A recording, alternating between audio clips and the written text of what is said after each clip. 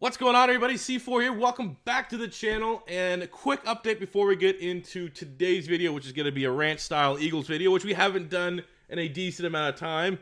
I know a lot of people are waiting for the next episode of the franchise mode to drop, but as you know, we had a pretty big plan to implement some pink slips, implement some NCAA style into our XP rules in our franchise mode. And I just wasn't thinking. I was just thinking about everything else except the fact that the XP sliders that we set to 0 are going to affect the entirety of the NFL. We do not want that. So I'm just trying to figure out different avenues that we can have a similar style, like you have to perform at a certain level to grow and develop your players.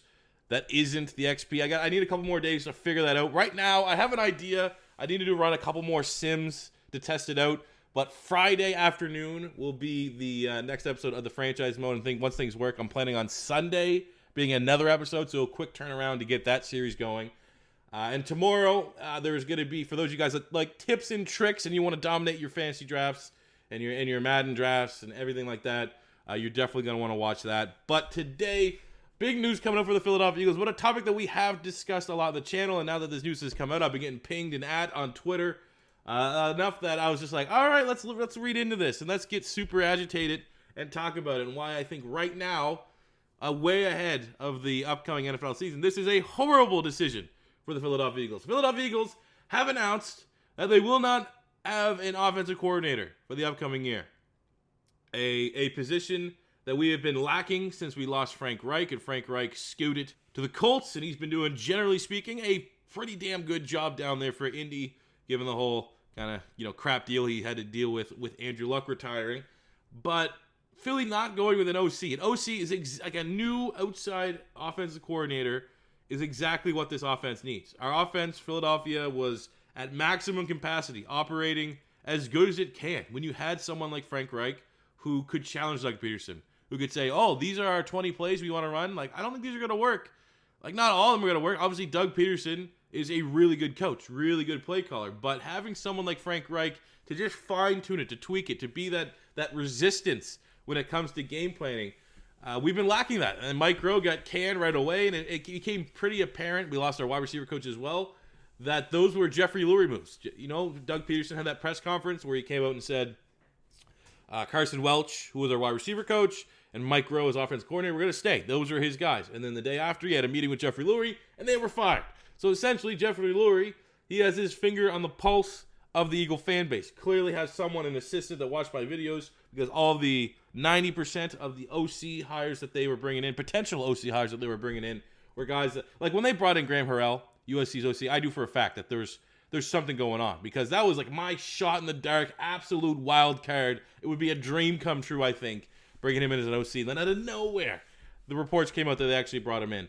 But either way, all that amounted for nothing. We're kind of hoping right now after the Super Bowl, like are they going to be looking at Mike Kafka potentially from the Chiefs? Is Andy Reid going to let that happen? Are they looking at the Niners where they have Mike LaFleur, who is the brother of Matt LaFleur, the Packers head coach? They had a run game coordinator there for the 49ers, which never really made a lot of sense because you weren't really going to give another team's run game coordinator the OC job over Deuce Staley, who's here. Or maybe Jim Caldwell. Jim Caldwell, I think, could have been an interesting name to come in and see what he could do for the development of Carson Wentz. See what he could do for the offense and for the game planning. He's definitely a big personality with head coaching experience that I think is a perfect mold of a personnel that will challenge Doug Peterson, challenge the play call, challenge the slow starts. And now they just came out and said, we're not doing it. We're not hiring an OC. They got former Broncos OC Rich Scangalero is joining the Eagle staff. And Press Taylor was their QB coach, and he is going to be the passing game coordinator. So we have essentially, instead of having an OC, Press Taylor is going to be the passing game coordinator, and Deuce Staley and I think Stoutland, who's our O-line coach, they're going to team up on the run game. So it's, we basically flexed out OC to two different people, but it's the same guys in the building. That's my biggest issue. My biggest issue is not having an OC, because there's some teams that don't have OCs.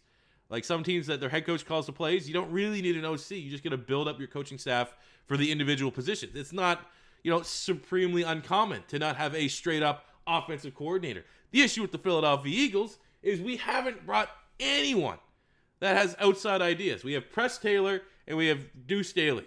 Those are going to be the two guys that their voices are going to be the loudest to challenge Doug Peterson when it comes to the game plan, comes to the script, comes to adjustments. And it's absolutely the worst possible thing they could have done. It's going to be more of the same. I mean, there's a chance that it improves a little bit because Mike Rowe with his terrible designs can have fun with that. Indianapolis, he went down to join Frank Reich's coaching staff there. If he's a wide receiver coach, by all means. He was not a terrible wide receiver coach. Kind of might have maybe made Nelson Aguilar solid for a year. But I can't comprehend it. I cannot comprehend. Like, I can't comprehend Jeffrey Lurie giving the okay on this. Like, clearly, Groh was fired because Jeffrey Lurie said, not good enough. Get him out of the building. Don't care. Doug Peterson, a little bit. Doug Peterson came with a book called Fearless, and he is absolutely a coward when it comes to firing his staff. So I'm shocked that Jeffrey Lurie went, okay, yeah, we don't need an OC this year. Just keep on. Let's have Press Taylor come up, a guy that there was rumors and rumblings that he's too much of a player's coach like Doug Peterson, did not challenge Carson Wentz like Frank DiFilippo did, or John DiFilippo did, and Frank Reich did. I guess reports said Wentz wasn't a huge fan of John DiFilippo because John DiFilippo was an asshole and was constantly on Carson Wentz. But that was the best Wentz we got. That was MVP Wentz. Press Taylor came in, and there's reports that like he took him out to laser tag and all. Like, he's just a complete. He's like your friend who's your coach versus John DiFilippo, who was an asshole that you hated going in, but you knew he made you better. So, I mean, what are we doing here, Philadelphia? I mean, I'm not gonna stretch this video over 10 minutes. Just what are we doing?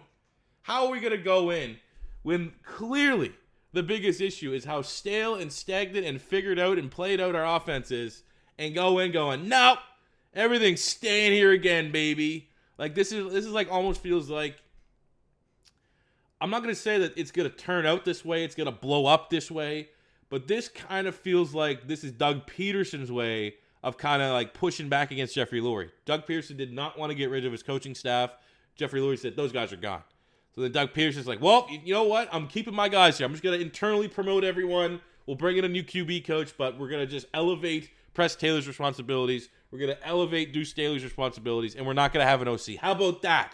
How about that? Catch me outside. How about that? That's what Doug Peterson just said to Jeffrey Lurie. Don't know if that's true, but if I had to try to give you guys a true read on my feeling of the situation, I would not be surprised that this was Doug Peterson's way of kind of going, you know what? You're not running this. You're the owner, but this is still my team. This is still my coaching staff. And he might have been a little ticked off that they lost Groh and Carson Welch. So I honestly have no idea what to make out of it, fellas. I never thought I'd make a video talking about an offensive coordinator for the Philadelphia Eagles, but because I think that this has a very high probability of blowing up in the face of the Philadelphia Eagles, I feel like week 4, there's a chance that we're just like, oh, it's the same offense again. And we're slow. We're starting out unbelievably slow. And it feels like the other team defense knows exactly what we're running. And oh my God, let's make life even harder for Carson Wentz. Even if we have someone like Henry Ruggs with his 4.2 speed running past everybody, we're still having Carson Wentz throw checkdowns to Zach Ertz because that is what has been game planned into his psyche. We gotta wait and see though. We gotta wait and see. What do you guys feel about this? Because I know a lot of people that support the channel that are Eagle fans were kind of hoping at this point, this stage for Jim Caldwell. It doesn't look like that is gonna be happening. Coward move. It's a coward move. It's a bad move. I'm going to be shocked if it doesn't come back to bite the Eagles in the ass, and we're not going to be complaining about this come the end of September. That does it for me here today, guys. Thank you for watching. Like again, I said tomorrow there's going to be some Madden tip and trick video, and then Friday we'll be getting back into things with our connected franchise mode. I guess you could leave a comment if you're not an Eagle fan, but you stop by, what team you want to see for our third team of the Realistic Rebuild series. And until then, that'll wrap it up here for me, guys. If you're an Eagle fan, first time stop by, don't be afraid to hit that subscribe button, smash the like button. We got Eagles draft content, Eagles offseason content coming all year long. And I'll catch you guys back here tomorrow with some very big news on how to dominate your Madden 20 draft class. Bye. God, I'm mad about this shit.